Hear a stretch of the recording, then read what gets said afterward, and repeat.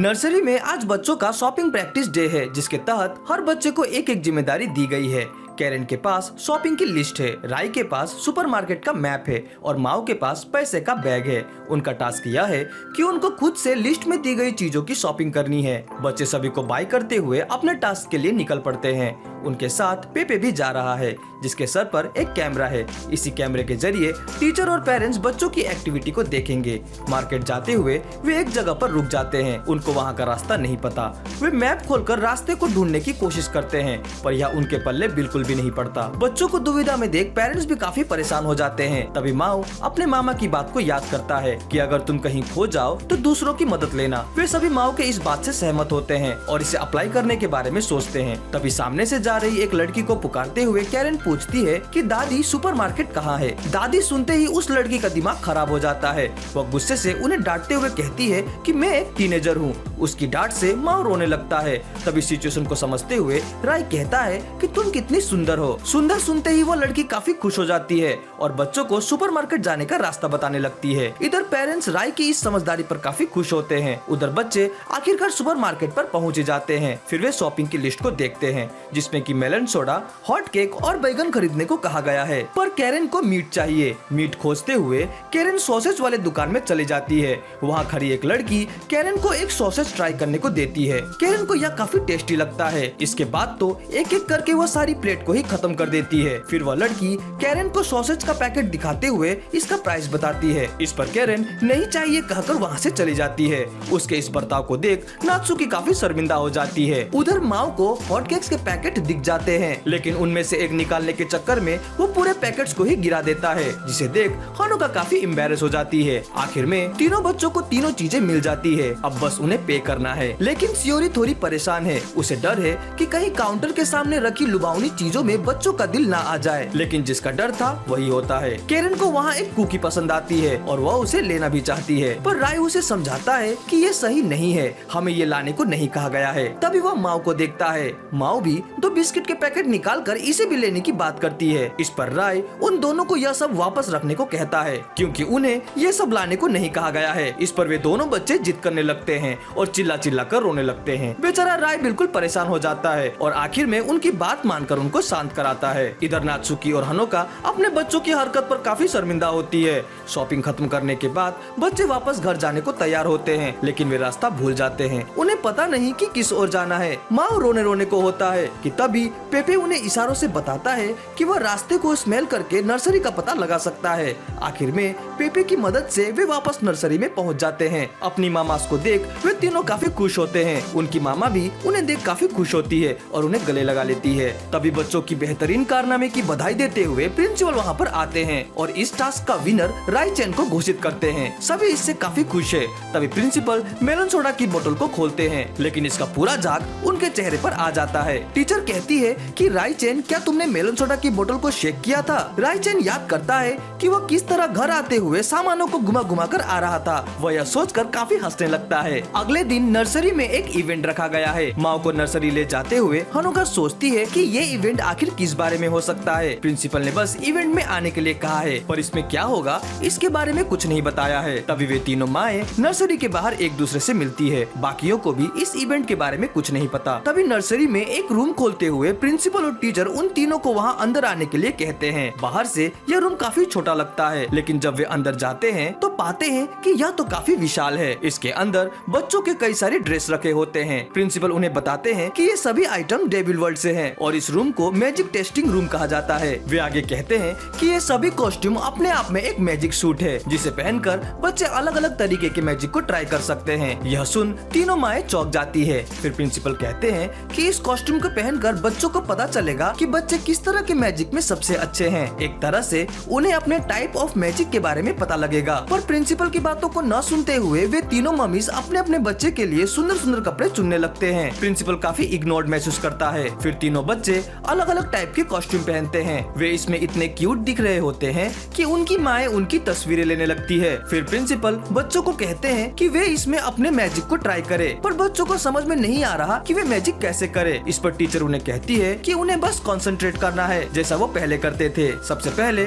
माओ concentrate करता है, तभी अचानक उसकी पीठ पर पर निकल आते हैं और वह हवा में उड़ने लगता है। इसे देख सभी काफी हैरान हो जाते हैं और माओ उड़ने का आनंद लेने लगता है। फिर कैरन कंसंट्रेट करती है। अब क्योंकि उसने मकई वाला सूट पहना होता है तो उसके बॉडी से मकई के दाने निकलने लगते हैं जो कि सीधे जाकर प्रिंसिपल को हिट करते रहते हैं। अब बारी है राई की। राई कंसंट्रेट करता है, तभी वह बेकार बेकार के जोक्स बोलने लगता है जिससे कि वहाँ का टेम्परेचर धीरे धीरे घटने लगता है। हानुका कहती है कि ये अचानक इतनी ठंड क्यों बढ़ने लगी। तभी टीचर कहती है कि शायद इसके जोक्स जितने फ्लैट होंगे टेम्परेचर भी उतना ही फ्लैट होकर गिरता चला जाएगा। बाकी लोग इससे काफी परेशान हैं, पर शियोरी को यह काफी अच्छा लगता है और वह राई की तारीफें करने लगती है। फिर प्रिंसिपल उन्हें दूसरे कॉस्ट्यूम को भी ट्राई करने को कहते हैं। इस पर माओ एक जोकर वाला कॉस्ट्यूम पहनता है और सर्कस के करतब दिखाने लगता है। वहीं राय बीन का कॉस्ट्यूम पहनता है और बीज गिरा गिरा कर पौधों को उगाने लगता है। वहीं कैरन एक स्नेल की कॉस्ट्यूम पहनती है, पर तभी उसकी शक्तियों से वहाँ काले काले बादल आने लगते हैं और बादल गरजने के साथ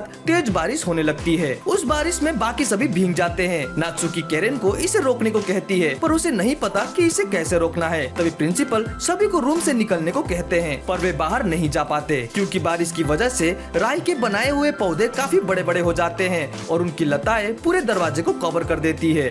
हानुका को लगता है कि शायद अब वे यहीं पर फंस जाएंगे और निकल नहीं पाएंगे। वे सभी काफी डर जाती हैं। तभी शियोरी कहती है कि शायद यहाँ ऐसा भी कोई कॉस्ट्यूम होगा जो कि बारिश को रोक सके। फिर वे मिलकर ऐसे कॉस्ट्यूम को ढूंढने में लग जाते हैं। तभी उन्हें वहाँ एक रेनबो कॉस्ट्यूम मिलता है, शायद ये उनकी मदद कर सके। पर प्रिंसिपल उन्हें वार्न करते हुए कहता है कि ये कॉस्ट्यूम बड़ी प्रॉब्लम क्रिएट कर सकता है। पर फिर से उनकी बातों को इग्नोर करते हुए वे माओ को वो कॉस्ट्यूम पहना देते हैं। बेचारे प्रिंसिपल की तो कोई वैल्यू ही नहीं है। फिर माओ अपनी शक्तियों को जागृत करती है, तभी उसके मुंह से एक रेनबो निकलता है जो कि छत को तोड़ते हुए बाहर निकल जाती है। इससे बारिश भी रुक जाती है और वो सभी वहाँ से सेफली बाहर निकल भी जाते हैं। हानुका माओ को थैंक्स कहती है जिससे कि माओ काफी खुश हो जाती है। पर इधर प्रिंसिपल काफी दुखी है क्योंकि उन्हें मैजिक टेस्टिंग रूम को रिपेयर करना पड़ेगा जिसमें कि काफी खर्चा पड़ने वाला है। अगले दिन प्रिंसिपल अनाउंस करते हैं कि इस week lend a hand contest होगा जिसमें जो बच्चा सबसे ज्यादा अपनी मम्मी पापा की मदद करेगा वही बच्चा विनर होगा। इसे सुन सभी बच्चे काफी एक्साइटेड हो जाते हैं। रात को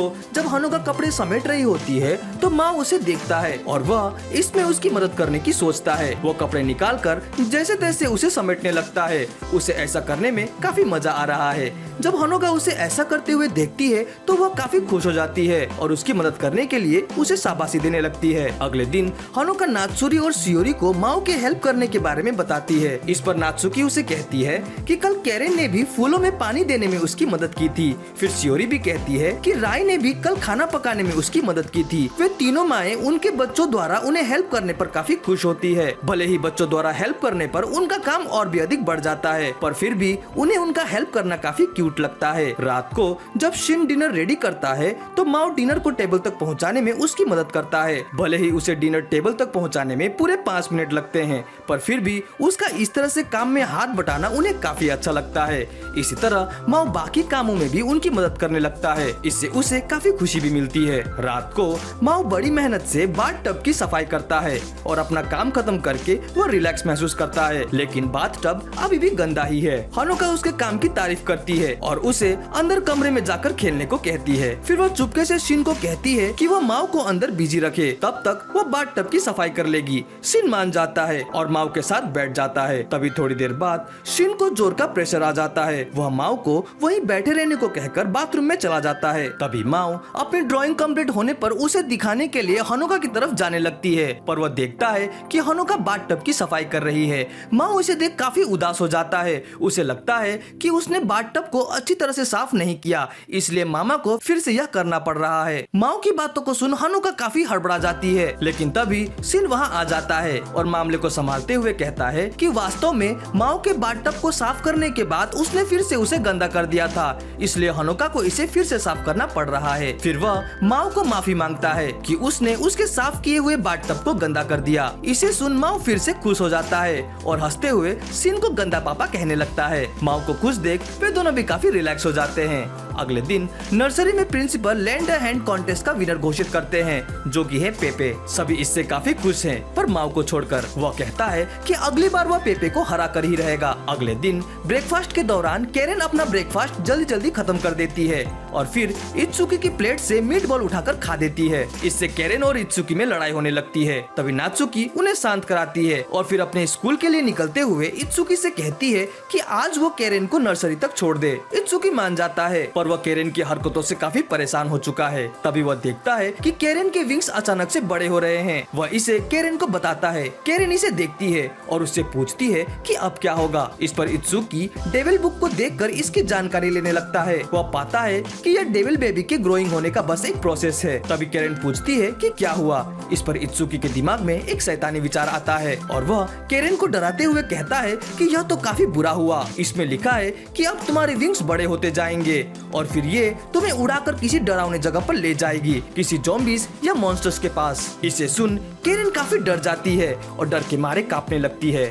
नर्सरी में भी वह काफी उदास रहती है और अपने दोस्तों की बातों का भी कोई जवाब नहीं देती। माओ को लगता है कि वह उसे इग्नोर कर रही है। बेचारा माओ रोने लगता है। फिर राय उसे समझाता है कि शायद आज उसका मूड ऑफ है। वो उसे मार्बल देकर उसे खुश करने को कहता है, पर कैरेन उसके मार्बल्स को फेंक देती है और पेपे के सामने आने पर भी उसके कान खींचकर उसे दूर रहने को कहती है। सभी उसकी ऐसी हरकत से काफी दुखी हैं। बेचारी खुद कैरेन भी अपने विंग्स को लेकर काफी परेशान है। उसे लगता है कि वह अब सबसे दूर हो जाएगी। फिर वह अपने दोस्तों और नात्सुकी को याद करने लगती है और रोने लगती है। तभी थोड़ी देर बाद माओ के पास जाती है और उसे सॉरी कहते हुए अपना फेवरेट डॉल उसे दे देती है।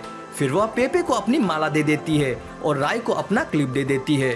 वो रोते हुए सबको अलविदा कहने लगती है। उसकी बातों को सुन सभी काफी हैरान हो जाते हैं। तभी टीचर और प्रिंसिपल वहाँ आते हैं और मैजिक की प्रैक्टिस को शुरू करने की बात करते हैं, पर कैरेन अपनी मैजिक कॉस्ट्यूम को देखकर डर जाती है। प्रिंसिपल की पूछने पर कि क्या हुआ, कैरेन अपनी टोपी उतार देती है और अपने विंग्स को उन्हें दिखाती है। उसके विंग्स को देख टीचर और प्रिंसिपल काफी खुश हो जाते हैं और उसे बधाई देने लगते हैं। कैरेन इसे सुनकर चौंक जाती है।